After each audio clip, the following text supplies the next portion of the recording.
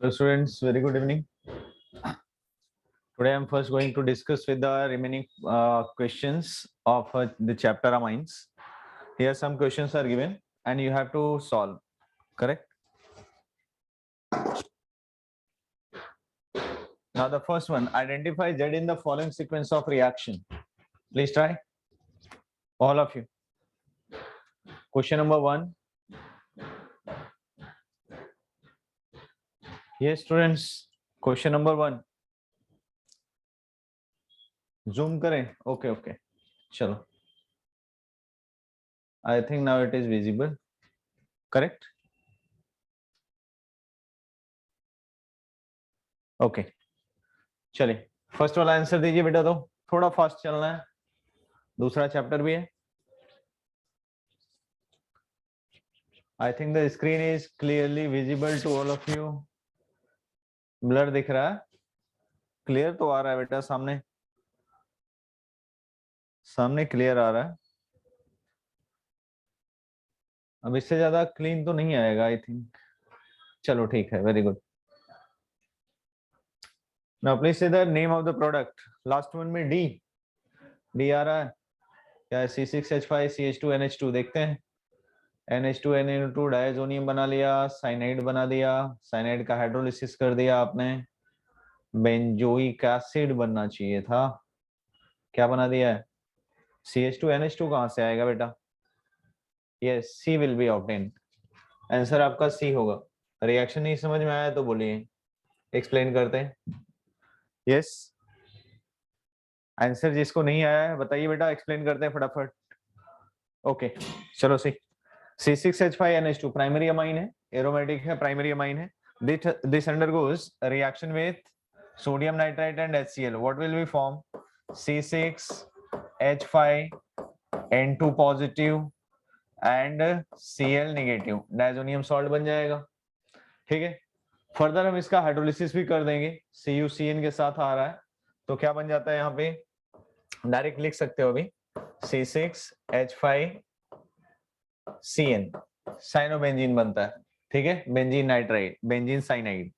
वापस हम अगर इसका हाइड्रोलिसिस कर देते हैं, ठीक है, मतलब ये क्या हो गया आपके पास Y. अब इससे क्या प्रिपेयर करना है आपको? हाइड्रोलाइज करना है. हाइड्रोलाइज करेंगे साइनाइड का तो क्या बनेगा? C6H5COOH. So answer C will be correct. Is it clear now? Yes, चलो नेक्स्ट वन. साइनाइड है, OCH3 है, CH3 MgBr के साथ रिएक्शन कर रहे हैं, Q and then hydrolysis C again. Okay देखते हैं, 1 मिनट.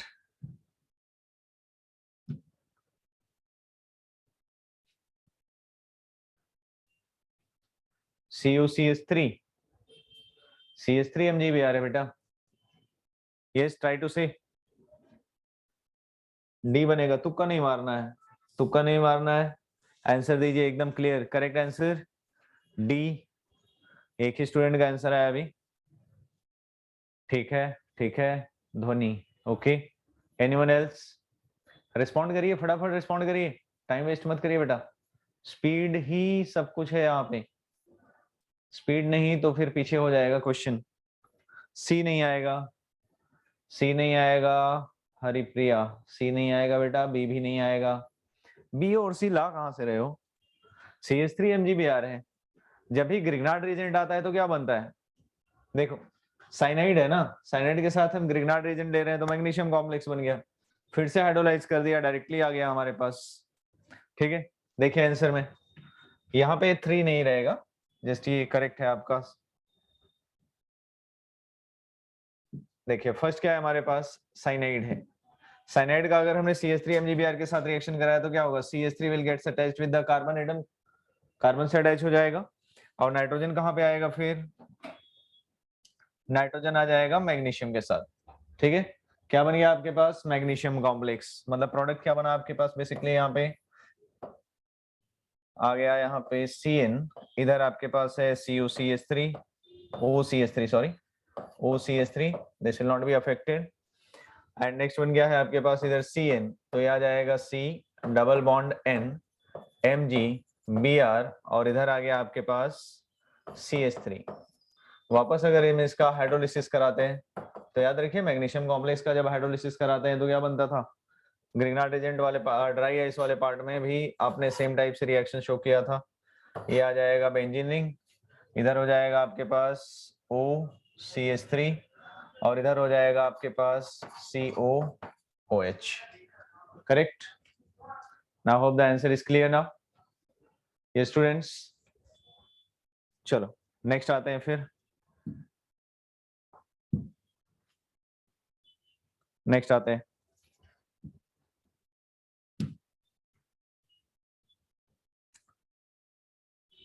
चलिए, identify A B C and D in the following sequence of reaction. Nitrobenzene है, SnHCl से ए बना दिया। थोड़ा फास्ट चलिए, बहुत इंपॉर्टेंट है ये क्वेश्चंस सारे के सारे।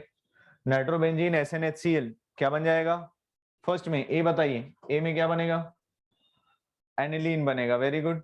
बी में क्या बन जाएगा, बी में क्या बनेगा 2,4,6 नहीं, H3PO2 है, this is reducing agent, benzene में कन्वर्ट कर देगा,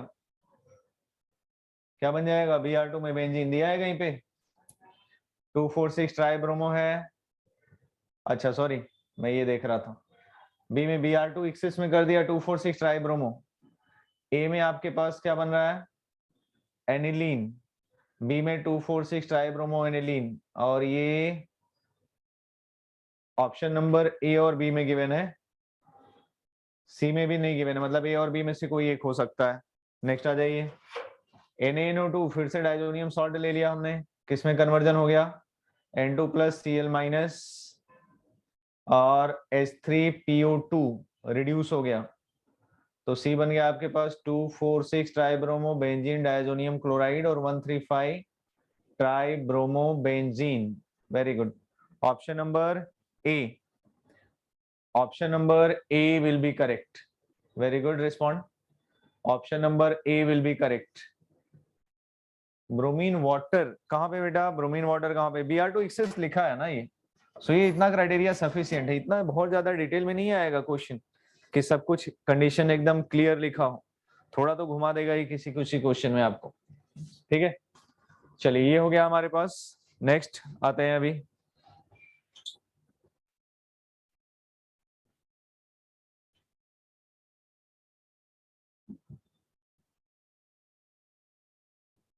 चलो अभी आंसर दीजिए, strongest based in aqueous phase, aqueous phase में वाटर में जब हम डिसॉल्व करते हैं तो सबसे स्ट्रॉन्ग बेस कौन सा रहेगा, primary secondary tertiary amine, option number A नहीं, ammonia is not a strong base in this case if alkyl groups are present, 2 degree, very good, 2 degree, option number C, very good, very good answer,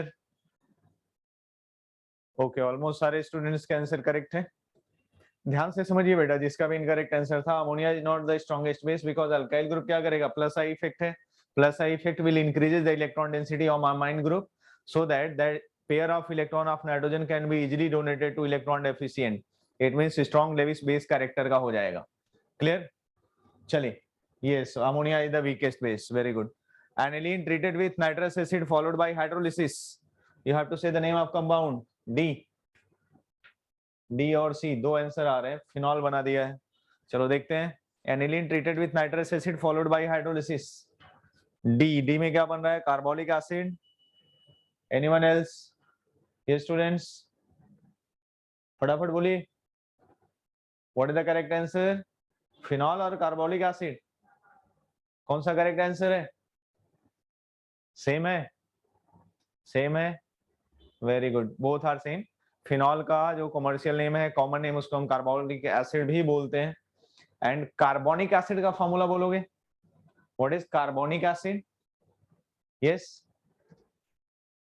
yes yes, other students try, carbonic acid is H2CO3। चलो कितने लोग हैं favour में? H2CO3 correct है? Just thumb impression लिखिए, formula नहीं लिखना है। H2CO3 करेक्ट है क्या कार्बोनिक एसिड का? Very good very good very good, चलिए वेरी गुड। नेक्स्ट आते हैं, C2H5NH2 HNO2A PCl5B और NH3C। फटाफट आंसर दीजिए, फाइनल प्रोडक्ट क्या बनेगा? फाइनल प्रोडक्ट कुछ नहीं पूछा, मतलब फाइनल प्रोडक्ट का आंसर देना है। C बन जाएगा C2H5NH2 HNO2 है, diazonium salt, PCl5 chlorobenzene, ammonolysis कर दिया तो एनिलीन बनना चाहिए। क्या बना रहे हो आप? Amine, very good. PCl5 कर दिया, C बन जाएगा C6H5NH2। Is it correct? C. और आंसर दीजिए, फटाफट बोलिए, और सारे लोग रिप्लाई करो बेटा, फास्ट पार्टिसिपेट करना है सेशन में, टाइम पास नहीं, थोड़ा स्पीड बढ़ाइए। Yes yes, option number C, maximum option number C आ रहा है। चलिए ठीक है, ethylamine will be obtained because HNO2 के साथ क्या बनेगा? डायजोनियम सॉल्ट, फिर हम PCl5 के साथ रिएक्ट करा देंगे तो क्या बन जाएगा? इथाइल क्लोराइड, वापस अमोनोलाइसिस करा दिया तो इथाइल अमाइन बन जाएगा। वेरी गुड, चलो नेक्स्ट आते हैं। चलो बहुत अच्छा क्वेश्चन है, which will give yellow oily liquid with nitrous acid? B diethylamine. Yellow colour oily liquid 1 degree, यहाँ पे आंसर मैच नहीं हो रहे हैं, 2 मिथाइल एनिलीन, सबका आंसर डिफरेंट आ रहा है। ये students, this is the method of distinction between primary, secondary and tertiary amine. I am just giving you a hint. B option पूछ रहे, बता रहे, क्वेश्चन मार्क डाल रखा है आगे। 2 degree 2 degree 2 degree 2 degree, maximum लोगों के आंसर बी आ रहे हैं, करेक्ट है बी। चलो प्राइमरी अमाइन में क्या होता है बेटा? प्राइमरी अमाइन में तो आपके पास एक कलर्ड सॉल्यूशन बन जाता है, तो बेस में डिसॉल्व हो जाता है बाय यूजिंग हिंसबर्ग रिएजेंट, और जब आप सेकेंडरी अमाइन लेते हैं तो बस एक ही इमिसिबल लिक्विड बनता है। यस, प्राइमरी अमाइन में मिसिबल होता है जबकि सेकेंडरी अमाइन में इमिसिबल होता है। Please correct it, secondary amine में इमिसिबल हो जाता है बेस में या एसिड में। यस, चलो वेरी गुड आंसर। नेक्स्ट आते हैं हम, मींस डाइथाइलमाइन या जो भी सेकेंडरी अमाइन रहेगा।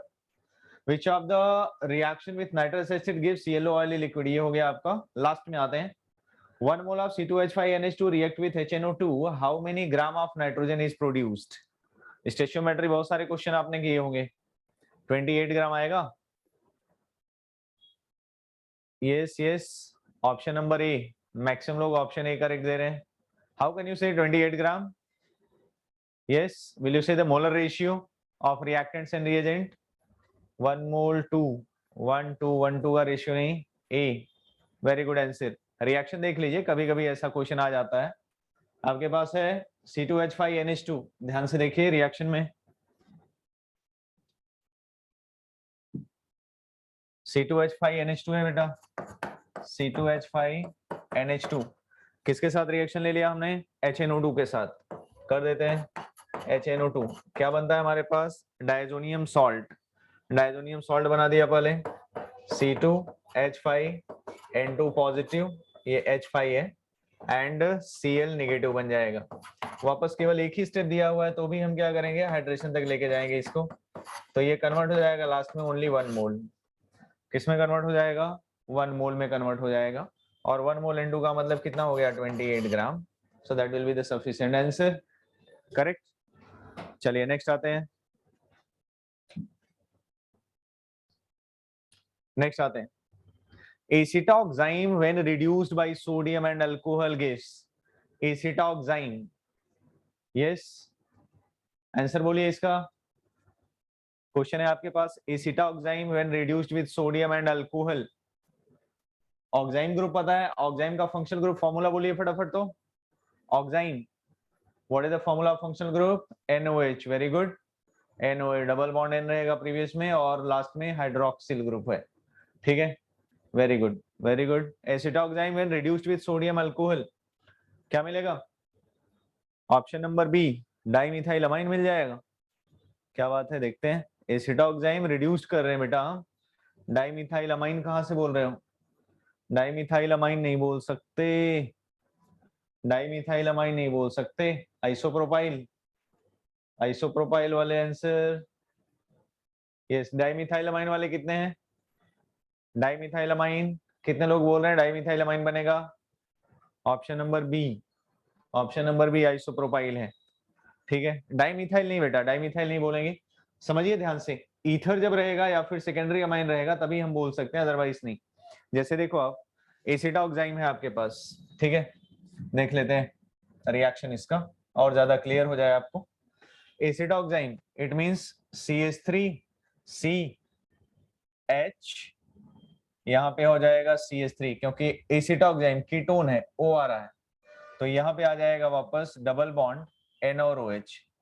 एसिटोक्साइम, अगर आपके पास एल्डोक्साइम होता तो एसिटल्डोक्साइम या प्रोपेन एल्डोक्साइम ऐसा कुछ लिखा होता, मतलब एल्डोक्साइम सफिक्स में आता। एसिटोक्साइम में केवल TO आ रहा है लास्ट में, जस्ट ऑक्साइम आ गया, इसका मतलब आपके पास ऑलवेज कीटोन है, प्लीज कीप इन माइंड। चलो नेक्स्ट आते हैं हम, Na इथेनॉल के साथ NaC2H5OH के साथ रिड्यूस कर दिया, बन गया आपके पास CH3C CH3H, ये क्या आ जाएगा NH2, बाहर चला गया H2O। इसको आप डाइमिथाइल अमाइन नहीं बोल सकते बेटा, कार्बन नंबर 1 2 3 है, अगर आयुपैक नेम देता तो आप प्रोपेन 2 अमाइन या 2 प्रोपेन अमाइन बोलते। अगर आपके पास कंटिन्यूअस 3 कार्बन एटम का चेन है then you can say secondary amine है, सेकेंडरी प्रोपाइल अमाइन और आइसोप्रोपाइल अमाइन, दोनों में से कोई भी नेम करेक्ट आ जाएगा। ठीक है, और यहाँ पे आपके पास ऑप्शन दिया हुआ है isopropyl amine. Hope the point is clear now. Yes, anyone has doubt? Please ask here. Yes, students. If you have any doubt, please ask here. Okay, very good. No doubts. Chalo, next. How many primary amines are possible for the formula C4H11N? आया हुआ question है ये exam में। C4H11N, how many primary amines are possible? Only primary amine 4। 4 कहां से आएगा बेटा? Will you suggest the name?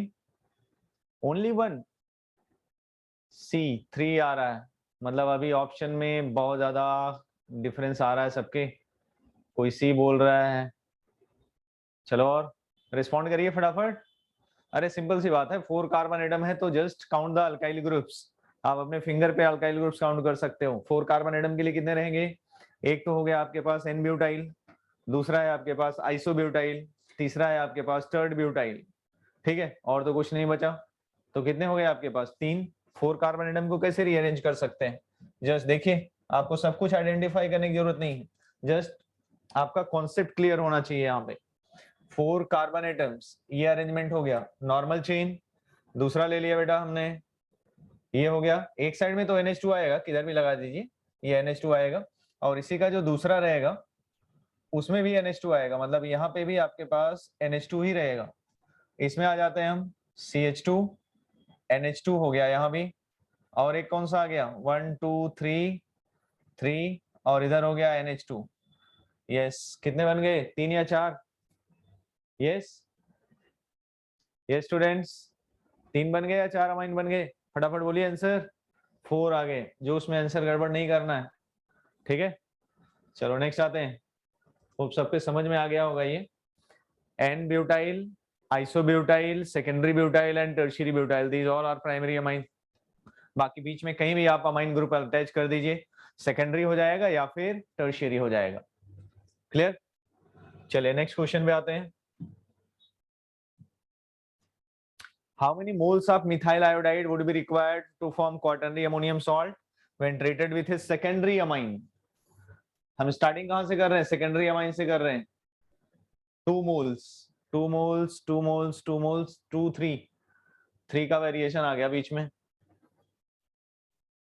2 moles, very good answer. चलो, जिसने भी 3 बोला है समझिए बेटा ध्यान से, कॉन्सेप्ट क्लियर रखिए। आपको स्टार्ट कहां से करना है? 2 डिग्री अमाइन से, मतलब ऑलरेडी आपके पास 2 अल्काइल ग्रुप है प्रेजेंट, CH3 ट्वाइस है सपोज, ऐसे ले लिया हमने general. Methyl iodide for quaternary ammonium salt, ये हो गया आपके पास NH। अगर हमने 1 टाइम में मिथाइल आयोडाइड ले लिया, इसका मतलब एक हाइड्रोजन यहां से हटेगा, HI के साथ बाहर चला जाएगा, मतलब माइनस का HI लिख सकते हैं, और ये हो गया आपके पास CH3 whole thrice and N, वापस एक नेक्स्ट मॉलिक्यूल लेके आएंगे CH3I, तो किसमें कन्वर्ट हो जाएगा CH3 4 time N positive and I negative. तो कितने मोल की रिक्वायरमेंट है सॉल्ट फॉर्मेशन के लिए? Only 2 moles, not for 3 moles, correct. अगर हम 1 डिग्री से चलते हैं तब हमें 3 मोल की रिक्वायरमेंट होगी, 2 डिग्री से 2 डिग्री से केवल 2 मोल की रिक्वायरमेंट है, 3 डिग्री से केवल 1 मोल की रिक्वायरमेंट है। ओके चलो वेरी गुड, नेक्स्ट आते हैं। Select the compound which on treatment with nitrous acid liberates nitrogen. D option ethylamine, बहुत फास्ट आंसर दिया भाई। Select the compound which on treatment with nitrous acid liberates nitrogen, ethylamine. Okay nitroethane में नहीं आएगा, डाइथाइलमाइन में नहीं आएगा, ट्राइथाइलमाइन में नहीं आएगा। मिथाइल फिनाइलमाइन, मिथाइल फिनाइल कहां से आ रहा है बेटा इसमें? अच्छा आप ऊपर वाले का आंसर बता रहे हो। The amine A when treated with nitrous acid give yellow oily substance, yellow वाली मतलब 2 डिग्री वाला है ना, ठीक है चलो कोई बात नहीं। नेक्स्ट आते हैं, करेक्ट आंसर है आपका। हमने क्वेश्चन क्या पूछा आपसे, उसको स्किप किया था हमने, ऐसे ही आपसे क्वेश्चन पूछा हमने, select the compound which on treatment with nitrous acid gives nitrogen, question number ये वाला, ठीक है। Ethylamine, option number D, very good. क्या प्रोडक्ट बनेगा इथाइलमाइन का? अगर हम HNO2 के साथ कराएंगे तो प्रोडक्ट का फॉर्मूला बोलिए फटाफट, तो रिएक्शन बता दें कौन सा बेटा, यही वाला ना। चलिए देखिए रिएक्शन में आ जाते हैं, क्या रहेगा। चैप्टर बहुत अच्छा है, 2-3 क्वेश्चन मान के चलिए चैप्टर से अकेले आ जाएंगे आपके पास। The compound which on treatment with nitrous acid liberates nitrogen, they are just asking for the final product, ठीक है। हाँ आंसर करेक्ट है आपका बेटा। इथाइलमाइन सपोज हमने ले लिया तो क्या है हमारे पास, C2H5NH2, C2H5NH2 है इथाइलमाइन। इसके साथ किसका रिएक्शन हम करा रहे हैं, नाइट्रस एसिड का। चलो देखते हैं, HNO2 का रिएक्शन करा दिया तो प्रोडक्ट क्या बन जाएगा, C2H5N2 पॉजिटिव, ठीक है। HNO2 के साथ होता है तो साथ में क्या रखते हैं हम, NaNO2 प्लस HCl, ये साथ में रखते हैं। कोल्ड कंडीशन में रिएक्शन होगा तो प्रोडक्ट क्या बन जाएगा यहाँ पे, Cl माइनस, डायजोनियम बन गया। वापस हम क्या करते हैं, H प्लस हाइड्रोलिसिस कर देते हैं, बन जाता है क्या बेटा आपके पास, C2H5OH प्लस N2 बाहर प्लस HCl बाहर, ठीक है। ये दोनों बाहर निकल गए, क्लियर हो गया इतना, understood? I think the doubt is clear now. चलो नेक्स्ट आते हैं, which are the following amino acid, क्या लिखा है ये, which are the following amino acid is basic in nature. ये तो याद रखना पड़ेगा, मेमोरी बेस्ड क्वेश्चन है जस्ट आपके पास। बेसिक, बेसिक सी है, ठीक है। आपके पास पूरी बुक में 2 ही ऐसे दिए हुए हैं अमाइनो एसिड जो बेसिक कैरेक्टर वाले हैं, ठीक है। और वो मिलेगा आपको कहाँ पे, इसी में अल्फा अमाइनो एसिड्स का एक टेबल दिया हुआ है बेटा, जिसमें neutral amino acid, acidic amino acid और बेसिक अमाइनो एसिड्स हैं, ठीक है। जब बायोमोलिक्यूल्स आप पढ़ोगे उसमें है, ठीक है। तो वहां पे आपको आंसर मिल जाएगा, ये बायोमोलिक्यूल में। चलिए वहां पे 2 आपके पास है, एक तो हो गया option number C, I am saying that option is correct here, option number C is correct, arginine is the basic amino acid. One more is there, will you say the name of compound? एक और दिया है table में, arginine के अलावा एक और है, lysine. Anyone else? Anyone else? Option number B बोल रहे हो, ट्रायोसिन? नहीं बेटा, बेसिक की बात कर रहा है, बेसिक बेसिक। हम अभी उसी क्वेश्चन में, हिस्टिडीन, वेरी गुड। हिस्टिडीन और आर्जिनिन 2 दिए हुए हैं जो आपके पास है अमाइनो एसिड्स इन बेसिक कैरेक्टर, और समझ के रखिए दोनों में से कोई एक ऑप्शन डेफिनेटली रहेगा अगर क्वेश्चन आता है तो, बुक से बाहर ये टाइप के क्वेश्चंस नहीं आते, क्लियर रखिए दिमाग में अपने कॉन्सेप्ट ये। नेक्स्ट आ जाइए, in case of substituted aniline the group which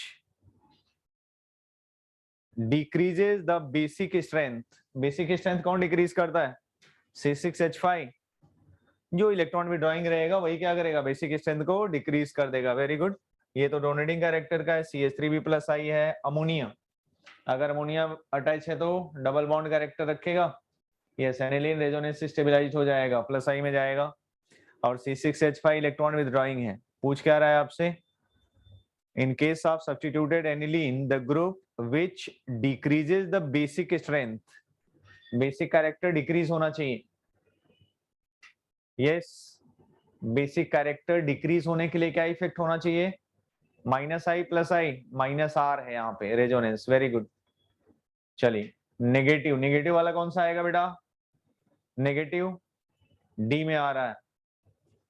चलिए ठीक है, गुड आंसर। नेक्स्ट आ जाते हैं। आपको कुछ ग्रुप्स के लिए तो याद रखना पड़ेगा, उसका ऑप्शन नहीं है आपके पास, आई थिंक। हाँ, नेक्स्ट आ जाइए। ये सीरीज ऑफ रिएक्शन है।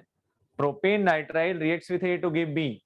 ये टाइप के क्वेश्चन थोड़ा टाइम टेकिंग होते हैं, लेकिन आप कंटिन्यूस अगर ऑन द स्पॉट लिखना स्टार्ट कर दीजिए कि A से B में कैसे मिल रहा है, रिएजेंट आपको फटाक से समझ में आ जाएंगे और इजीली आप फाइंड आउट कर सकते हो। ठीक है, चलो फटाक से बोलो। यहाँ पे पहले लिख के रिएक्शन देख लीजिए, उसके बाद रिस्पॉन्ड करिएगा। Propane nitrile reacts with A to give B, the compound B on addition HCN gives C, compound C on reduction give 1 amino 2 ethyl 4 methyl pentane to all, which of the following is A?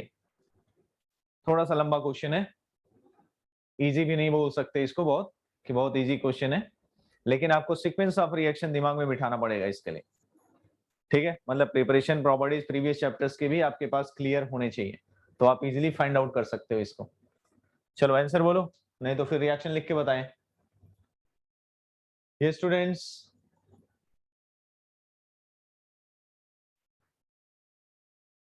Okay okay, चलो ठीक है, wait करते हैं। 1 minute का time है आपके पास exactly.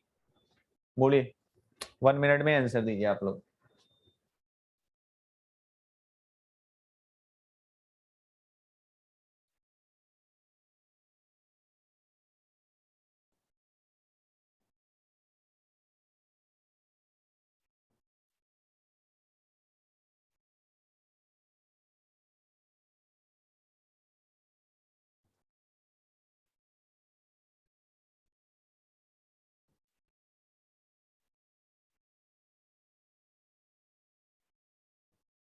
Option B, खुशी ने रिस्पॉन्ड किया option B.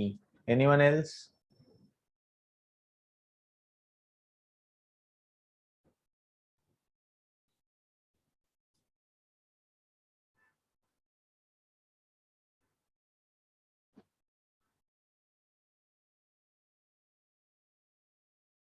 Option number B Haripriya. Anyone else, other students? Yes please respond fast, थोड़ा फास्ट चलिए। ऐसे क्वेश्चन टाइम टेकिंग होते हैं, आप डायरेक्ट प्रोडक्ट की तरफ से रिएक्टेंट की तरफ मूव करना स्टार्ट कर दीजिए। साई राम, बी आ रहा है, ऑप्शन नंबर बी। मतलब देखना पड़ेगा मुझे कि क्या है, यहाँ पे मिक्स्ड आंसर आ रहे हैं। ठीक है, चलो देख लेते हैं। आपके पास फाइनल प्रोडक्ट क्या है बेटा, देख लीजिए। 1 अमाइनो 2 इथाइल 4 मिथाइल पेंटेन, इसका मतलब प्रोडक्ट है आपके पास 5 कार्बन एटम का पेरेंट चेन। चलिए करते हैं इसको कंप्लीट, तुक्का नहीं मारना है, फाइनल आंसर तक जाते हैं। लेके पहले आपके पास प्रोडक्ट है 1 amino 2 ethyl 4 methyl pentane, 1 2 3 4 5। 1 amino लिख दिया, 2 पे इथाइल है C2H5 लिख दिया। इसके बाद क्या है, 4 पे मिथाइल है, यहाँ पे मिथाइल लिख दिया। हो गया। The compound C on reduction, ये कैसे मिला हमें, जब हमने यहाँ पे रिडक्शन किया है। ध्यान दीजिएगा, रिडक्शन। अब रिडक्शन किसका कर रहे हैं हम, ये वाला पार्ट बच गया हमारे पास, इसी में रिडक्शन करना है। और ये मिला कहाँ से, द कंपाउंड सी, सी है, देखते हैं क्या प्रेजेंट रहेगा। और नेक्स्ट है the compound B on addition of HCN, ये कहां से मिला है, जब हमने HCN का एडिशन करा दिया, किसके साथ, बी के साथ। ठीक है, समझिए ध्यान से, अगर हम एडिशन करा रहे हैं HCN का तो क्या पॉसिबिलिटी है, हमारे पास साइनोहाइड्रिन हो सकता है। ठीक है, प्रोडक्ट में सी के प्लेस पे क्या हो सकता है, साइनोहाइड्रिन हो सकता है, OH प्रेजेंट हो, या फिर CN और OH दोनों प्रेजेंट हो साइनोहाइड्रिन के लिए, ये कॉन्सेप्ट है। देखिए यहाँ पे OH का तो कोई मतलब ही नहीं बैठता है, क्योंकि OH होता तो रिड्यूस करके नहीं लिख सकते ऐसे। तो हम क्या कर रहे हैं, C के प्लेस पे साइनोहाइड्रिन, मतलब इसको हम कन्वर्ट कर दे रहे हैं, जस्ट किस में कन्वर्ट कर रहे हैं, साइनोहाइड्रिन में। मतलब C के प्लेस पे हम सपोज साइनोहाइड्रिन रख देते हैं, तो क्या पॉसिबिलिटी हो जाएगी, C ट्रिपल बॉन्ड N, इधर हो गया C, C2H5, इधर हो गया C, यहाँ पे एक और आ गया, इधर है आपके पास CH3, इधर भी है आपके पास CH3, करेक्ट। लेकिन ये मिला कैसे, जब इसने HCN को ऐड किया, किसने, B को, और B कहां से मिल रहा है, A से मिल रहा है, B मिल रहा है हमारे पास A से। हमें A के प्लेस पे, मतलब एक कार्बन एटम यहां से कम कर दें, तो बाकी जो बचा हुआ पोर्शन है ये आ सकता है किससे, B से। The compound B on addition of HCN, चलो तो इसकी जगह पे हम अल्डिहाइड या कीटोन लगा देते हैं, तो दो पॉसिबिलिटी बन गई हमारे पास, क्या क्या, एक तो हो गया 1 2 3, इधर आ गया 4,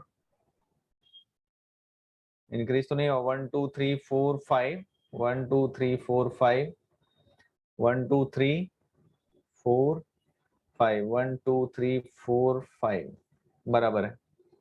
चलिए यहाँ पे क्या लगा देते हैं हम, double bond O, in case मान लिया हमने है, तो क्या पॉसिबिलिटी है, फिर ए बन गया हमारे पास। ए किसी से मैच हो रहा है, अल्डिहाइड या कीटोन से। A reacts, propane nitrile reacts with A, किसके साथ रिएक्शन, प्रोपेन नाइट्राइल का रिएक्शन करा रहे हैं, मतलब CH3 CH2 C triple bond N का रिएक्शन हम A के साथ करा रहे हैं, करा दीजिए, मतलब ग्रिग्नार्ड रिएजेंट होगा, डेफिनेटली ग्रिग्नार्ड रिएजेंट होगा, तो क्या बन जाएगा आपके पास, ग्रिग्नार्ड एजेंट वाला ऑप्शन कितना है, सब के सब ग्रिग्नार्ड एजेंट ही दिए हुए हैं। चलो देखते हैं ब्रांचिंग वाला कौन सा आ रहा है। 1 2 3 तो चेन में आ गए हमारे पास, 1 2 3 चेन में है, लेकिन इधर गड़बड़ हो रहा है। आई थिंक कुछ करेक्शन रहेगा क्वेश्चन में। Alcohol is there in the last, हाँ यहाँ पे थोड़ा सा गड़बड़ दिख रहा है।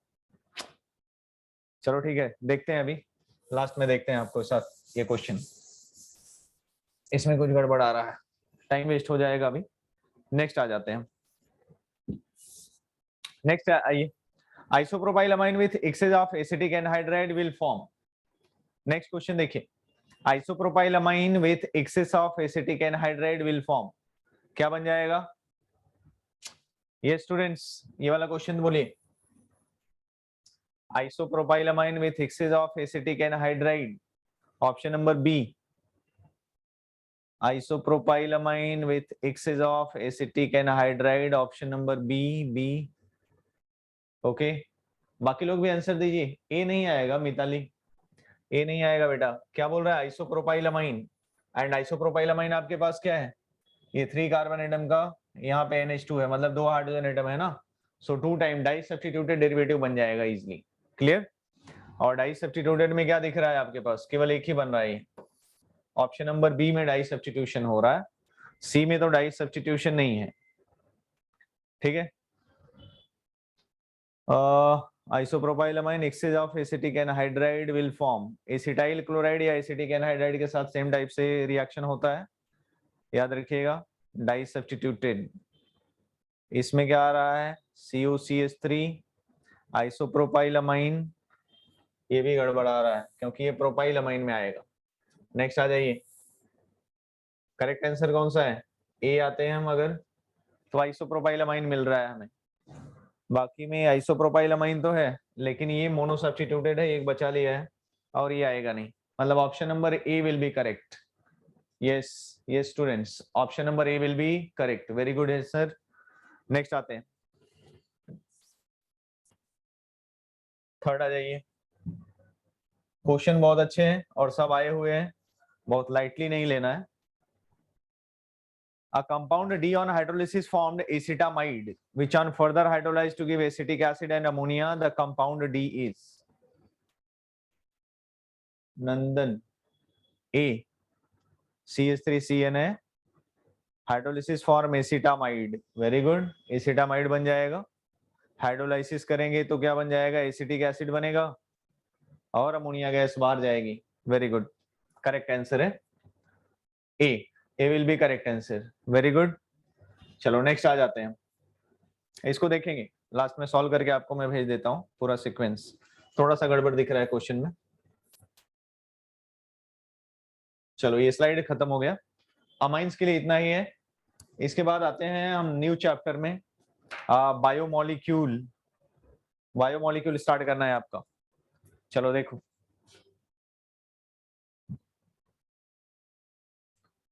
Biomolecules number 1।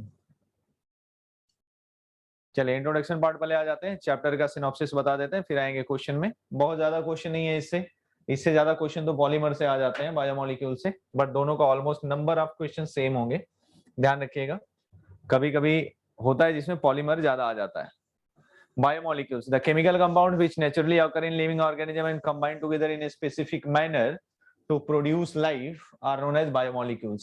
मतलब अपनी लाइफ के लिए जितनी भी नेसेसरी कंपाउंड्स है जो हम अपने फूड से लेते हैं, एब्जॉर्ब करते हैं, या फिर सपोज ऑक्सीजन ही ले लिया हमने, तो ऑक्सीजन में क्या है, एक बायोमोलिक्यूल का ही पार्ट है, ठीक है, करेक्ट। तो केमिकल कंपाउंड्स जो खुद तो लाइफलेस रहेंगे but these are combined together in a specific manner to produce life are known as biomolecules. Example लिख दिया है सामने, प्रोटीन से, विटामिन से, कार्बोहाइड्रेट से, एंजाइम से, लिपिड से, न्यूक्लिक एसिड से, all these are considered as biomolecules. Next is carbohydrate. What is the carbohydrate? Basically यही है आपके पास ज्यादा सिलेबस में और क्वेश्चन भी इससे ज्यादा पूछे जाते हैं। याद रखना है कुछ चीजों को इसमें कार्बोहाइड्रेट वाले पार्ट में जो ज्यादा इंपॉर्टेंट है। कार्बोहाइड्रेट्स क्या होते हैं? First thing, carbohydrates are the optically active polyhydroxy aldehydes and ketones और the compounds which on hydrolysis produces polyhydroxyaldehyde or ketone are known as carbohydrates. Clear? If you are asking for general formula, so what is the general formula for carbohydrate is CnH2O, M लिख सकते हो या CxH2OY लिख सकते हो, where X and Y may be same or different depending on number of X and Y values। मतलब oxygen और carbon की कितने एटम्स हैं उसके बेसिस पे डिपेंड करता है। ऑलिगोसैकेराइड पूछ रहे हैं, मोनोसैकेराइड पूछ रहे हैं, पॉलीसैकेराइड पूछ रहे हैं, कौन से केस में एप्लीकेबल है उसके बेसिस पे डिवाइड कर देते हैं, ठीक है। But general representation is CxH2OY। Classification of carbohydrates, the classification of carbohydrates based on 2 different ways. Number 1 है आपके पास बेस्ड ऑन सॉल्युबिलिटी, इंडिकेट कर सकते हैं हम 2 पार्ट्स में, sugar and non sugar. Sugar are further divided into monosaccharide and oligosaccharides. It means जितने भी सुगर होते हैं वो या तो मोनोसैकेराइड्स होंगे या फिर ओलिगोसैकेराइड्स होंगे। What is the nature of sugar? These are crystalline in nature. Sugar का नेचर कैसा होता है? फिजिकल स्टेट क्रिस्टलाइन होगा, इजिली सॉल्युबल इन वाटर होगा। 2 कॉन्सेप्ट याद रखिएगा, स्वीट इन टेस्ट है, ठीक है, sugar are sweet in taste. Sugars are, if you want to note down, then please note the points which are not written here। थोड़ा और slow जाए, ठीक है। चलिए, क्लासिफिकेशन ऑफ कार्बोहाइड्रेट्स 2 बेसिस पे करते हैं बेटा हम। फर्स्ट बेसिस जो यहाँ पे एक्सप्लेन कर रहा हूं मैं, that is sugar and non-sugar। This classification is based on the solubility of the compound। किस पे बेस्ड है? solubility of the compound। First is the sugar। What is the nature of sugar? Sugars are crystalline in nature। अगर crystalline substance होगा तो definitely soluble in water लिखोगे आप, ठीक है। तो sugar is the carbohydrate which is crystalline in nature, in solid state and dissolved into water, sweet in taste। 3 characteristics आप याद रखेंगे जो आपके बुक में ही मेंशन है, ठीक है। नेक्स्ट आते हैं हम नॉन सुगर। नॉन सुगर क्या होते हैं? जस्ट इसका opposite. Non sugars are fibrous in nature, insoluble in water and tasteless. मतलब कुछ स्पेसिफिक टेस्ट नहीं आएगा। जैसे एग्जांपल ले लीजिए, आप मान लीजिए बम्बू को ऐसा ही खाने की कोशिश कर रहे हो, तो क्या उसमें कोई टेस्ट आएगा? नहीं, वो टेस्टलेस है तो कार्बोहाइड्रेट ही बट टेस्टलेस है, नॉन सुगर है, ठीक है। मीन्स बाम्बू मतलब ऐसा नहीं बोल रहा हूं मैं बाम्बू खा जाओ, मैं ऐसा बोल रहा हूं आपको सेलुलोज को अगर आप खाने की कोशिश करते हो तो आप देखते हो कोई टेस्ट नहीं आता है। स्टार्च आप खाने की कोशिश करिए तो कोई टेस्ट नहीं आएगा, जबकि उसी से बना हुआ ग्लूकोज है जो बहुत ज्यादा स्वीट नेचर का होता है, क्रिस्टलाइन नेचर का होता है, सॉल्युबल होता है। बट स्टार्च को अगर वाटर में डिजोल्व करो तो नहीं होगा, ग्लूकोज को डिजोल्व कर दोगे तो हो जाएगा। ठीक है, नाउ शुगर को फर्दर हम डिवाइड करते हैं depending on the monomers which are used to prepare the polysaccharide units. Monosaccharides को क्या बोलते हैं? Monosaccharides are the single units which cannot be further hydrolyzed into simpler carbohydrate units। मतलब उससे ज्यादा सिंपल कार्बोहाइड्रेट यूनिट हम नहीं बना सकते, उसको क्या बोलेंगे हम? Monosaccharide. The carbohydrates which cannot be further hydrolyzed into simpler units or simpler carbohydrate units basically. Monosaccharides are further divided into two parts. First is aldose and second is ketose. Aldose is the monosaccharide which has aldehyde functional group. क्या present होगा यहाँ पे? aldehyde functional group होगा. And ketos are the monosaccharide carbohydrates which are having CO group, that is carbonyl group, or you can say ketonic group. Clear? So based on the functional group, we have to start with the naming part. Aldotriose, that is carbohydrate monosaccharide containing aldehyde group as a functional group. Tri, tetra, penta, these simply indicating the number of carbon atoms present in the carbohydrate unit. OSE, O's, represents the suffix for naming of carbohydrates. That may be aldose or ketose. Is it clear? So first thing is aldose. The first member is known as aldotriose. Second is aldotetrose. Third is aldopentose. And the last is aldohexose. Clear? Aldohexose को आप बोलते हो glucose. मैं यहाँ पे indicate कर देता हूं, कुछ टर्म्स आपको यहाँ पे दिमाग में रखने पड़ेंगे अपने। देखिए,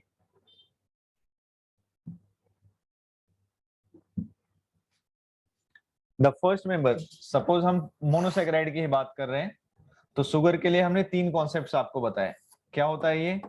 स्वीट होता है टेस्ट में, क्रिस्टलाइन नेचर होता है, मतलब फिजिकल स्टेट इसका क्रिस्टलाइन है, और दूसरा क्या बताया? सॉल्युबल इन वाटर है, सॉल्युबल इन वाटर है। ये तीन पॉइंट बेसिकली हैं किसके लिए? शुगर के लिए, आप याद रखेंगे। नेक्स्ट आ जाते हैं नॉन शुगर। नॉन शुगर में हमने आपको 3 पॉइंट्स बताए। क्या क्या पॉइंट्स हैं? These are tasteless,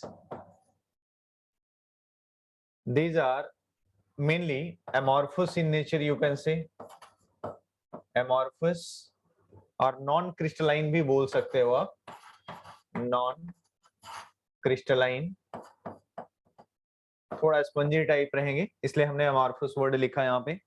soluble in water है, this is insoluble in water, insoluble in water। Clear? ये तो बेसिक 3 पॉइंट्स हो गए जो आपको लर्न रखने, किसके लिए? शुगर और नॉन शुगर के लिए। Monosaccharides, monosaccharides are the carbohydrates which cannot be further hydrolyzed, cannot be further hydrolyzed, cannot be further hydrolyzed, these are monosaccharides। in case of oligosaccharides, पहले इसको खत्म कर लेते हैं फिर आते हैं उसमें। एल्डोज, एल्डोज में क्या है? The carbohydrates which are formed by aldehyde group, मतलब मेजर फंक्शनल ग्रुप क्या रहेगा बेटा? अल्डिहाइड, तो उसको क्या बोलेंगे हम? एल्डोज। अगर मेजर फंक्शनल ग्रुप हमारे पास कीटोन है तो उसको हम बोलेंगे कीटोज। क्लियर? एग्जांपल देखिए दोनों के।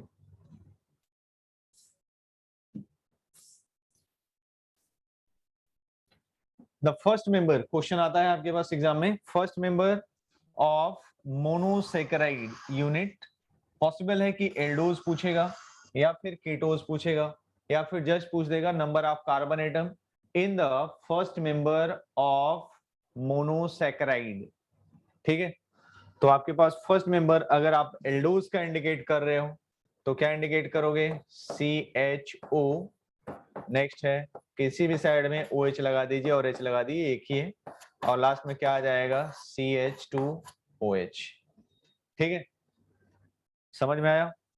इसको आप ग्लिसरल डिहाइड के नाम से भी जानते हो, glycerol डिहाइड।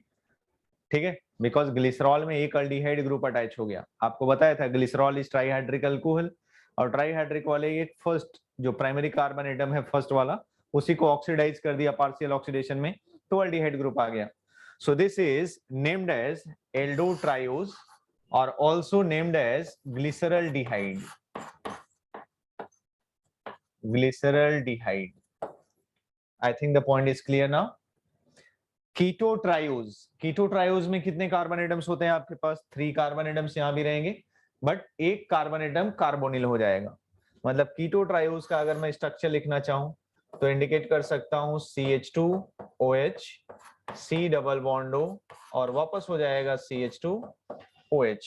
This is the first member of ketonic carbohydrate series monosaccharide unit. Clear? तो ये हो गया आपके पास कीटो ट्रायोज, ये हो गया आपके पास एल्डो ट्रायोज। सेम कॉन्सेप्ट है, एक कार्बन एटम का चेन इंक्रीज कर दीजिए तो एल्डो टेट्रोज हो गया। यहाँ पे एक कार्बन एटम का चेन इंक्रीज कर दीजिए तो क्या हो जाएगा? कीटो टेट्रोज। क्लियर? फिर से एक कार्बन एटम इंक्रीज कर दिया तो आपके पास हो गया एल्डो पेंटोज, और यहाँ पे एक कार्बन एटम इंक्रीज कर दिया तो कीटो पेंटोज। राइट? ये दो ज्यादा इंपॉर्टेंट है, क्वेश्चन ऑलमोस्ट इसी में से बनता है। क्या पॉसिबिलिटी है क्वेश्चन पूछने की? देखिए, फर्स्ट तो आ जाते हैं हम एल्डोहेक्सोस में, aldohexoses and ketohexoses. What is the name of aldohexoses? Will you say? Yes students, please respond. Name of aldohexoses glucose, and ketohexoses is, ketohexoses क्या है? फ्रक्टोज है। Very good. एल्डोहेक्सोस को क्या बोलते हैं बेटा हम? Glucose, glucose. और आपके पास जो कीटोहेक्सोस है इसको बोलते हैं वो आप फ्रक्टोज। क्लियर? है दोनों में same carbon atom, but difference क्या है? फंक्शनल ग्रुप का है। ठीक है, फ्रक्टोज में कीटोनिक फंक्शनल ग्रुप है और ग्लूकोज में अल्डिहाइड फंक्शनल ग्रुप है, फंक्शनल ग्रुप है ओनली वन। क्लियर? नेक्स्ट आ जाते हैं ऑलिगोसैकेराइड्स। ऑलिगोसैकेराइड से भी आपके पास बहुत सारे क्वेश्चन बनते हैं। यहाँ पे क्वेश्चन किस टाइप से आएगा वो देखते हैं पहले। ऑलिगोसैकेराइड, फर्स्ट आते हैं हम डाइसैकेराइड। आपसे डायरेक्टली ऑलिगोसैकेराइड्स पूछा जाता है, how many monosaccharide units are there in oligosaccharides? तो आपको याद रखना है जस्ट कि 2 to 10 monosaccharide units are obtained after hydrolysis of oligosaccharides. मतलब ऑलिगोसैकेराइड या तो 2 दे सकता है, 3, 4, 5 up to 10 monosaccharide units produce हो सकते हैं, which may be aldose, ketose or mixture of both, that depends. Clear? First example है यहाँ पे आपके पास दिया हुआ डाइसैकेराइड के लिए माल्टोस, सेकंड एग्जांपल हमने लिखा है यहाँ पे सुक्रोज। ये दो में से कोई भी एक पूछेगा, बट ये नहीं पूछता है आपसे कि माल्टोस किस टाइप का है, आपसे पूछेगा what is the hydrolysis product और how many monosaccharide units can be obtained after hydrolysis of maltose. तो माल्टोस के हाइड्रोलिसिस के बाद कौन सा कार्बोहाइड्रेट निकलता है और कितने यूनिट निकलता है, ये आपको लर्न करके रखना पड़ेगा। ठीक है? हाँ, अल्फा बीटा वाला पार्ट अगर आप नहीं इंडिकेट करेंगे तो ज्यादा बेटर होगा। ठीक है, क्योंकि अल्फा बीटा केवल हावर्थ प्रोजेक्शन फॉर्मूला के लिए है, फिशर प्रोजेक्शन में हम अल्फा बीटा तो इंडिकेट करते नहीं है। तो जस्ट आपको याद रखना है number of monosaccharide units and which monosaccharide units is particularly produced after hydrolysis of oligosaccharide. Clear? चलिए, तो फर्स्ट में हम आ जाते हैं माल्टोस। माल्टोस में क्या है आपके पास? 2 टाइम ग्लूकोज निकलता है, जबकि सुक्रोज में आपके पास ग्लूकोज और फ्रक्टोज का मिक्सचर है। ऐसे ही आपके पास ट्राइसैकेराइड्स हैं। ट्राइसैकेराइड्स में क्या पॉसिबिलिटी है? ट्राइसैकेराइड्स में 3 मोनोसैकेराइड यूनिट्स निकलेंगे, जिसमें बेसिकली एग्जांपल पूछता है और मॉलिक्यूलर फॉर्मूला भी आता है। रैफिनोज का मॉलिक्यूलर फॉर्मूला आपसे पूछ लेगा, या फिर रैफिनोज का हाइड्रोलिसिस प्रोडक्ट पूछ लेगा आपसे, how many monomer units are obtained after hydrolysis of raffinose, और the monosaccharides which are produced after hydrolysis of raffinose. क्या प्रेजेंट होगा? ग्लूकोज है, फ्रक्टोज है और गैलेक्टोज है। यहाँ पे मैंने शॉर्ट में लिखा है GL मतलब गैलेक्टोज, G मतलब क्या है ग्लूकोज, और F मीन्स क्या है फ्रक्टोज।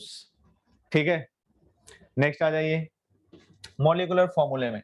अगर 3 यूनिट्स हैं तो डेफिनेटली 18 कार्बन एटम्स होंगे। ठीक है, 3 यूनिट्स हैं तो 18 कार्बन एटम्स होंगे। ध्यान रखिएगा अगर डाइसैकेराइड है तो हम 2 हाइड्रोजन एटम और एक्स्ट्रा निकाल दे रहे हैं, मतलब मोनोसैकेराइड को अगर हम कंबाइन कर रहे हैं तो 2 हाइड्रोजन बाहर निकाल रहे हैं, करेक्ट, और एक ऑक्सीजन डाइसैकेराइड के लिए। मतलब ट्राइसैकेराइड में जब जाएंगे तो 4 हाइड्रोजन बाहर निकाल देंगे और 2 ऑक्सीजन बाहर निकालेंगे। तो जो फॉर्मूले में है वो 2-2 का डिक्रीज होता जाएगा ऑक्सीजन के लिए, और 4-4 का डिक्रीज हो जाएगा फर्दर किसके लिए, हाइड्रोजन के लिए।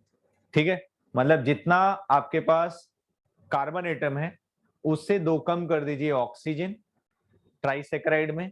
ठीक है, टेट्रासैकेराइड में ऐसे ही है आपके पास, तो वहां भी ऐसे ही कम कर देना है ऑक्सीजन एटम को, मतलब जस्ट हाफ के इक्विवेलेंट आसपास लेके जाना है आपको। ठीक है, ध्यान रखिएगा। यहाँ पे क्या है C4H, हाँ यहाँ पे नंबर आई थिंक गड़बड़ हो गया है, 11 नहीं आएगा, कुछ अलग आएगा। C24H42O11 नहीं होगा, ये आएगा आपका टेट्रासैकेराइड है ना, तो डाइसैकेराइड में एक ऑक्सीजन 2 हाइड्रोजन गए, माइनस ऑक्सीजन और माइनस H2। यहाँ पे आपके पास -2 ऑक्सीजन चले गए और 4 हाइड्रोजन चले गए। यहाँ पे 3 ऑक्सीजन चले जाएंगे और 6 हाइड्रोजन एटम चले जाएंगे, तो मतलब डबल से 6 कम 42 हाइड्रोजन बैलेंस्ड है, और ये कितना रहेगा आपके पास 24 है, तो 24 से 3 कम कर दीजिए, ये कितना आ जाएगा आपके पास 21। ठीक है, 11 नहीं 21 आ जाएगा। ठीक है, बस इसको करेक्शन कर लीजिएगा, नोट्स में भी आई थिंक यही वाला है क्योंकि उसी का PDF बनाया हुआ है हमने। ठीक है, चलिए ये तो बात हो गई हमारे पास ओलिगोसैकेराइड्स के लिए। बेसिकली आपको नेम याद रखना है और कौन कौन से मोनोसैकेराइड यूनिट्स प्रोड्यूस हो रहे हैं उसको याद रखना है, करेक्ट। ट्राइसैकेराइड में रैफिनोज है, टेट्रासैकेराइड में स्टैकियोज है। मोस्टली जो क्वेश्चंस आते हैं वो रैफिनोज और स्टैकियोज से ज्यादा पूछता है। स्टैकियोज में क्या है glucose fructose plus 2 galactose.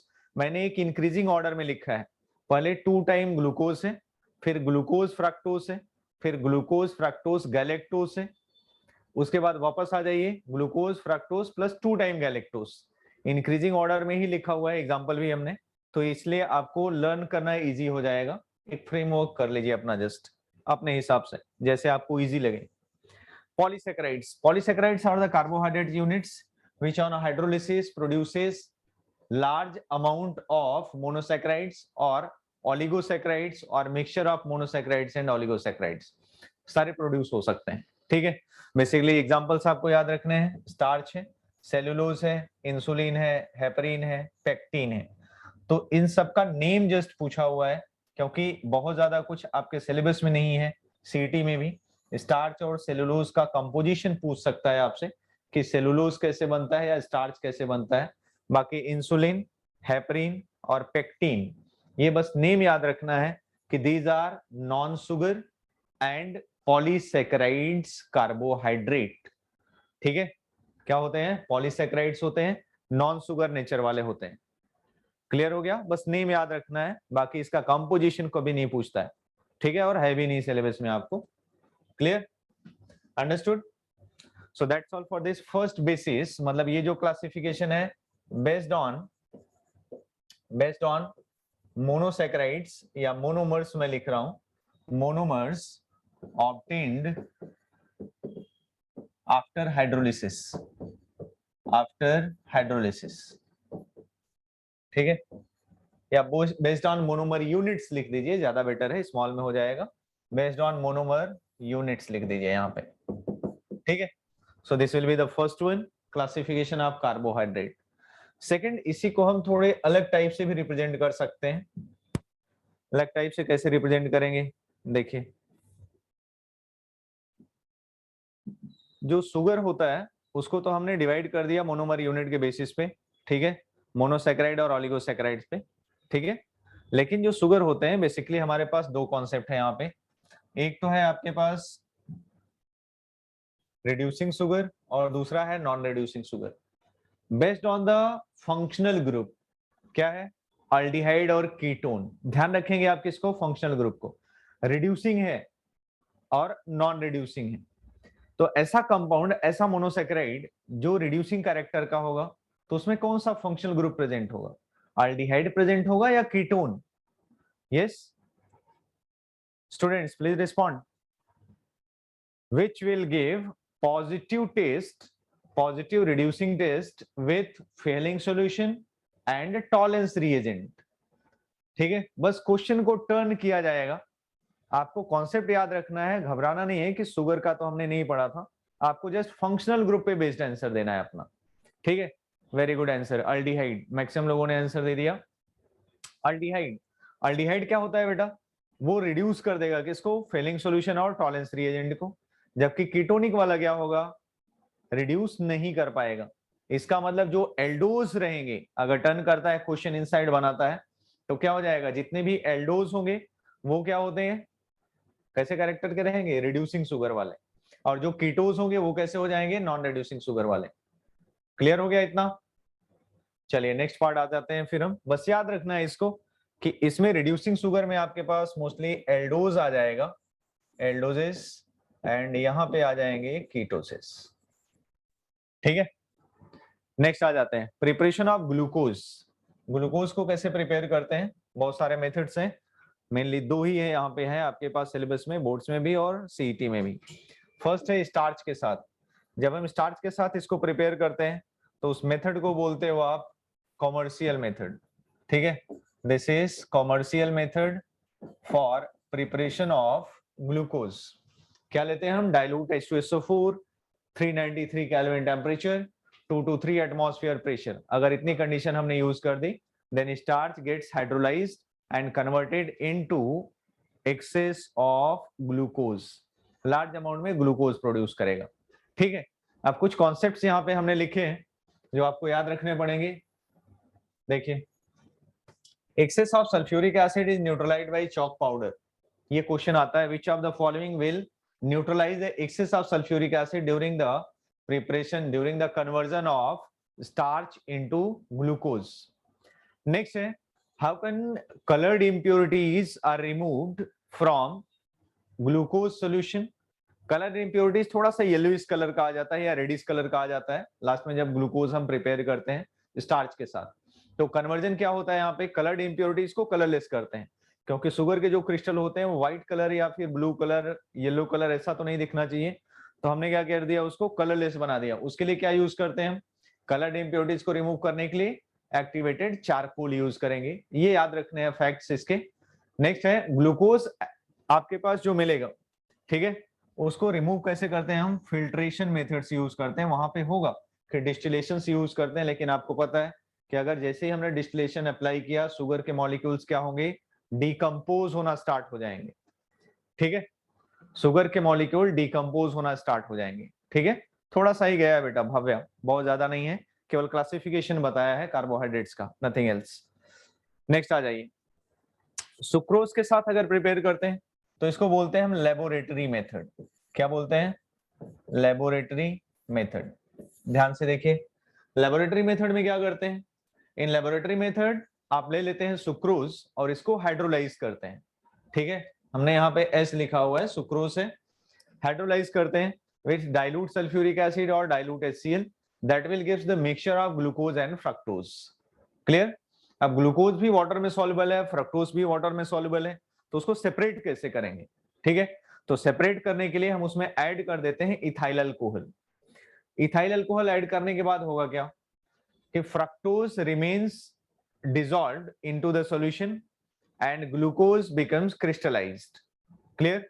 Glucose के क्रिस्टल्स नीचे सेटल डाउन हो जाते हैं और फ्रक्टोज डिसॉल्व ही रह जाता है सॉल्यूशन के अंदर. Correct? So these can be easily filtered off and you can get glucose and fructose separately. Clear है? तो यहाँ पे मोस्टली पूछता है जो क्वेश्चन आपके पास, which of the following compound is used for separation of glucose and fructose from their mixture aqueous solution. तो क्या यूज करते हैं हम? अल्कोहल यूज करते हैं, और उसमें भी क्या यूज करते हैं? इथाइल अल्कोहल यूज करते हैं. क्लियर है? Understood? So this is about the method of preparation of glucose. Next part आ जाते हैं हम. चलो, केमिकल प्रॉपर्टीज ऑफ ग्लूकोज, बहुत अच्छे क्वेश्चंस बनते हैं यहाँ से। अल्डिहाइड अगर आपने सीखा हुआ है, थोड़ा सा भी फोकस किया है अल्डिहाइड वाले पार्ट पे, तो बहुत इजीली इसके रिएक्शंस आ जाएंगे। ऑलमोस्ट ग्लूकोज वही रिएक्शन शो करता है जो उसके अल्डिहाइड वाले फंक्शनल ग्रुप्स करते हैं, मतलब जो अल्डिहाइड करता है वही फंक्शनल ग्रुप किसका है, ग्लूकोज का है। ठीक है, तो ग्लूकोज वाला भी वैसे ही है। प्रीवियस पेज देखना है बेटा। चलिए ये रहा प्रीवियस पेज, क्लासिफिकेशन वाला पार्ट है, नॉन रिड्यूसिंग शुगर। ठीक है, एक रिड्यूसिंग है, दूसरा नॉन रिड्यूसिंग है। नेक्स्ट क्लासिफिकेशन पेज नंबर 2 से ही है, आप आ गए थे, ज्यादा लेट नहीं है। नेक्स्ट आते हैं, प्रॉपर्टीज की बात कर रहा था मैं ग्लूकोज के लिए। क्या है आपके पास, जो अल्डिहाइड के फंक्शनल ग्रुप्स रिएक्शन शो करते हैं वही ऑलमोस्ट सारे रिएक्शंस ग्लूकोज वाला भी शो करता है। ठीक है, अल्डिहाइड ग्रुप, क्योंकि ग्लूकोज भी एल्डोहेक्सोस है। तो प्रेजेंट क्या रहेगा यहाँ पे, अगर हम हाइड्रोजन आयोडाइड के साथ इसको हीट कर देते हैं, then n hexane will be obtain. Hydroxylamine के साथ यूज कर देते हैं, अगर रिएक्ट करा देते हैं इसको इन बेसिक मीडियम या एसिडिक मीडियम, तो कन्वर्ट हो जाता है ऑक्साइम में, जिस पर्टिकुलर कंपाउंड को बोलेंगे हम ग्लूकोक्साइन। क्या बोलते हैं इसको हम, ग्लूकोक्साइन। ठीक है, ऑक्साइम फंक्शनल ग्रुप है, ग्लूकोक्साइन हो गया ये वाला फंक्शनल ग्रुप हो गया आपके पास ऑक्साइम, और ग्लूकोज का ऑक्साइम है, इसलिए हमने ग्लूकोक्साइम नेम दे दिया इसको। नेक्स्ट आ जाइए, HCN के साथ साइनोहाइड्रीन बनता है। क्या होता क्या है यहाँ पे, COH, HCN अगर आप ऐड करेंगे तो एक जगह पे H अटैच हो गया, दूसरी जगह पे CN अटैच हो गया, तो CN नेगेटिव वाला है कार्बोनिल के साथ, ऑक्सीजन H को अब्स्ट्रैक्ट कर लेता है, बन जाता है आपके पास ग्लूकोज साइनोहाइड्रीन। अल्डिहाइड वाला ही रिएक्शन है, कुछ ज्यादा नहीं है इसमें। नेक्स्ट आ जाते हैं हम, अगर ब्रोमीन वाटर के साथ इसको हम ऑक्सीडाइज कर दें, that will give gluconic acid. It means only only aldehyde will be oxidized. Alcohols cannot be oxidized by using bromine water. Okay, bromine water से अल्कोहल चाहे वो प्राइमरी हो या सेकेंडरी हो वो ऑक्सीडाइज नहीं होगा, केवल क्या बोल रहा हूं मैं, केवल आपको अल्डिहाइड ग्रुप का ऑक्सीडेशन हो जाएगा। ठीक है, मतलब पार्शियल ऑक्सीडेशन। नेक्स्ट है आपके पास HNO3। HNO3 के साथ अगर आप ऑक्सीडाइज करते हैं तो आपको पता है nitric acid strong oxidising agent है, and that will be that is able to oxidise the glucose into saccharic acid. मतलब जो प्राइमरी अल्डिहाइड ग्रुप है वो भी कन्वर्ट हो गया, और अल्कोहल ग्रुप है वो भी कन्वर्ट हो गया, but secondary alcohol will not be oxidised by dilute HNO3। Clear? Next आते हैं,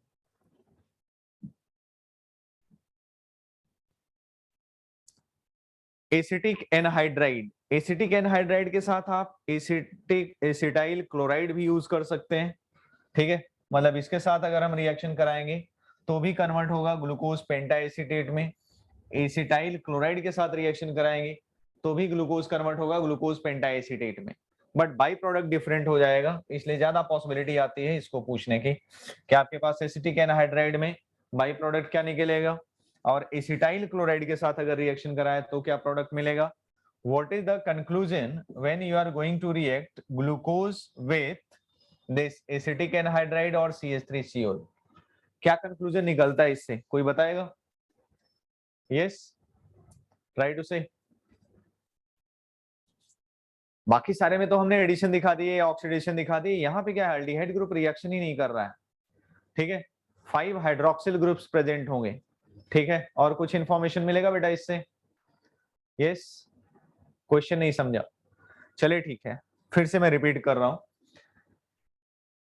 the conclusion which you are getting when glucose is allowed to react with acetic anhydride और एसिटाइल क्लोराइड, क्या conclusion निकलता है इसका, क्या क्या इंफॉर्मेशन निकल रहा है सामने आपके पास दिया हुआ है। हाफ आंसर आ चुका है, हाफ आंसर बचा हुआ है, अभी 50% आंसर मिला हुआ है हमें। एक और पार्ट याद रखना पड़ेगा आपको यहाँ पे, the reaction indicates functional group is present in form of aldehyde. Very good. This reaction with acetic anhydride and acetyl chloride will indicate the presence of free functional group free functional group aldehyde which is present in carbohydrate. Glucose में free aldehyde group है, कहीं पे cyclic structure नहीं हो रहा है, ये केवल एक ही रिएक्शन दिखा रहा है, कौन सा, ये एसिटिक एनहाइड्राइड, बाकी सब तो ऑक्सीडाइज कर रहे हैं, तो इसलिए इजीली ये नहीं पता चल पाता है कि इसमें कार्बोक्सिलिक एसिड आ रहा है या अल्डिहाइड और कार्बोक्सिलिक दोनों है। मतलब या तो दोनों के लिए टेस्ट शो करेगा पॉजिटिव, जबकि यहाँ पे केवल एक के लिए टेस्ट पॉजिटिव आएगा, और वो कौन सा है, OH। बाकी अल्डिहाइड ग्रुप में कोई चेंज नहीं होगा इस केस में, ठीक है। So that's all for this chemical properties of glucose. Glucose के केमिकल प्रॉपर्टीज में, केमिकल रिएक्शंस में इतना ही है। आपको जस्ट याद रखने हैं रिएक्शंस के बेसिस क्या क्या है और कैसे हम डिफरेंट वे से इसको क्वेश्चन में कन्वर्ट कर सकते हैं। देखिए ये स्ट्रक्चर, फर्स्ट वाले स्ट्रक्चर का नेम बताएंगे, क्या नेम है फर्स्ट वाले स्ट्रक्चर को, क्या बोलते हो आप, name of structure first, open chain structure, क्या नेम देते हैं इसको, ये students, Fischer projection, very good, this is named as Fischer projection. How many chiral carbon atoms are present, chiral carbon कितने होते हैं यहाँ पे, यस 4 कार्बन एटम्स होते हैं, कायरल कार्बन एटम्स 4 हैं। Number of optical isomers 2 power 4 that will B कितने, 16, out of which how many of D and L isomers, yes, how many are D isomers and L isomers, कितने हो जाएंगे, 8 हो जाएंगे दोनों, वेरी गुड। चलो next आते हैं हार्वर्ड प्रोजेक्शन फॉर्मूले में। हार्वर्ड प्रोजेक्शन फॉर्मूले में थोड़ा सा डिफरेंट टाइप के क्वेश्चन आते हैं, ठीक है। क्या क्या क्वेश्चंस बन सकते हैं हार्वर्ड प्रोजेक्शन में आते हैं, पहले हम देखते हैं पॉइंट इसमें है क्या। हार्वर्ड प्रोजेक्शन वाले पार्ट में बना सकते हो हार्वर्ड प्रोजेक्शन फॉर्मूला, ग्लूकोज का हार्वर्ड प्रोजेक्शन फॉर्मूला आपको बताना है, ठीक है। अपने रफ शीट पे अपने सामने ड्रॉ करिए, मैंने यहाँ पे ड्रॉ नहीं किया है, आपको जस्ट खुद से प्रिपेयर्ड होने हैं इसके लिए। हार्वर्ड प्रोजेक्शन फॉर्मूले में क्या है आपके पास, मैं डायरेक्ट स्ट्रक्चर फ्रेम कर रहा हूँ, यहाँ पे ऑक्सीजन लगा देते हैं बेटा, ये हो जाता है आपके पास ग्रुप, यहाँ पे आ जाते हैं, ठीक है। यहाँ अटैच कर देते हैं हम हाइड्रोक्सिल ग्रुप और हाइड्रोजन एटम। चलो हमने सपोज हाइड्रोक्सिल यहाँ पे कर दिया, ये वाला OH मतलब कार्बन नंबर 1 2 3 4 5 और CH2OH आपको पता है यहाँ पे होता है। रूल्स क्या है, the structure depicts the planar ring, ठीक है, साइक्लिक स्ट्रक्चर इंडिकेट करेगा। The substituent that are RHS in the Fisher projection should be downward, and जो लेफ्ट हैंड साइड में रहेगा वो कहाँ पे होगा, अपवर्ड होगा। तो अभी हमने ऊपर देखा कि कार्बन नंबर 2 के साथ OH राइट साइड में था तो डाउनवर्ड है, यहाँ पे H है, इधर OH आ जाएगा, इधर वापस क्या है, OH है, उल्टा लिख दिया। चलो स्ट्रक्चर देखो इसका, बराबर ऑक्सीजन है यहाँ, ये कन्वर्जन हो गया आपके पास, ठीक है। हम डी ग्लूकोज की बात कर रहे हैं, एल ग्लूकोज नहीं, डी ग्लूकोज की बात कर रहे हैं हम यहाँ पे। डी सीरीज का जो ग्लूकोज रहेगा उसमें कैसे चेंजेस हो रहे हैं, कार्बन नंबर 1 ये हो जाएगा, 2 यहाँ पे है, 3 यहाँ पे है, 4 यहाँ पे है और 5 यहाँ पे है। सपोज OH यहाँ पे आ रहा है, H यहाँ पे, या फिर इसी के इंटरचेंज में हो जाएगा दूसरा वाला पार्ट। सेकंड के साथ OH कहाँ पे था, राइट साइड में, तो डाउनवर्ड आ गया। थर्ड के साथ लेफ्ट साइड में था तो अपवर्ड आ गया। फोर्थ और फिफ्थ के साथ हमने देखा लिखा था राइट साइड में तो डाउनवर्ड आ गया। ये हो गया आपके पास डी ग्लूकोज का स्ट्रक्चर। आपको क्या बताना है, ये अल्फा आइसोमर है या बीटा, अल्फा एंड बीटा कौन सा, ये this is alpha D glucose और बीटा डी ग्लूकोज, बीटा है।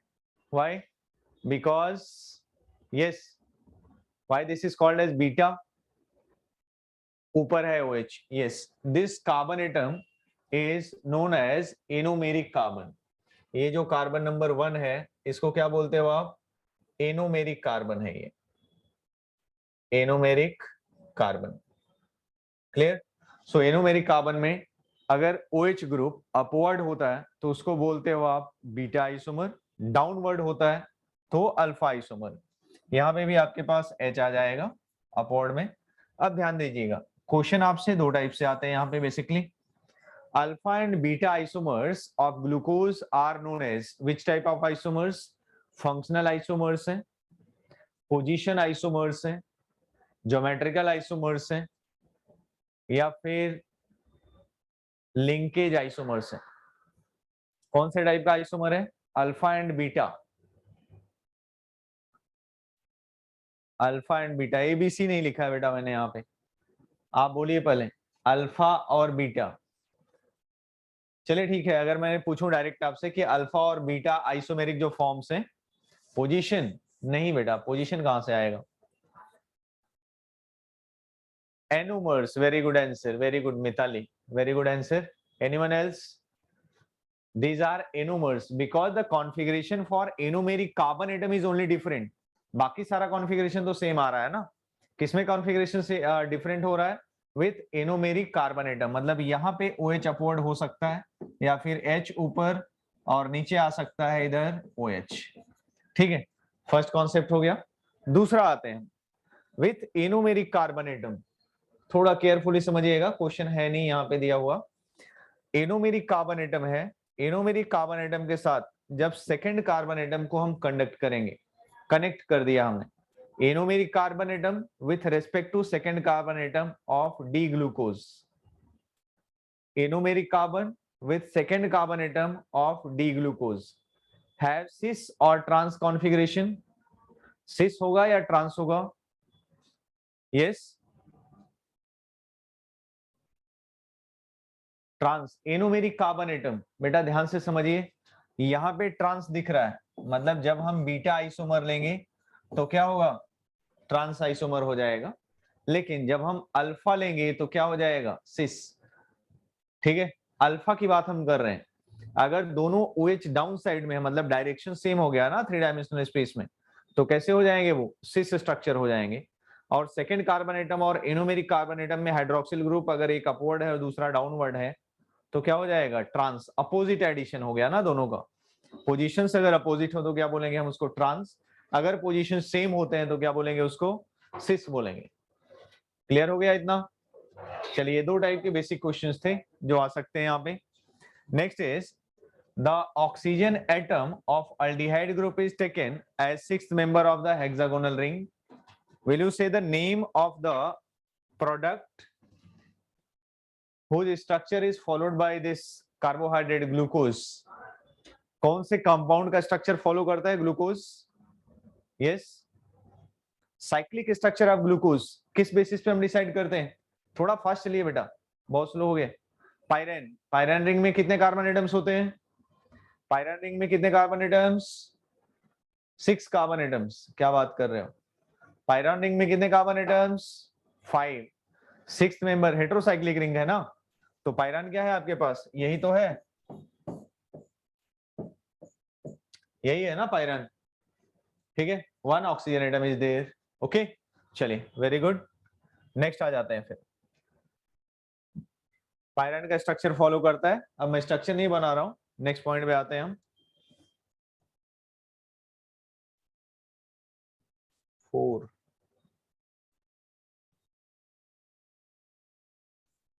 आई थिंक स्लाइड हो गया ये। 4,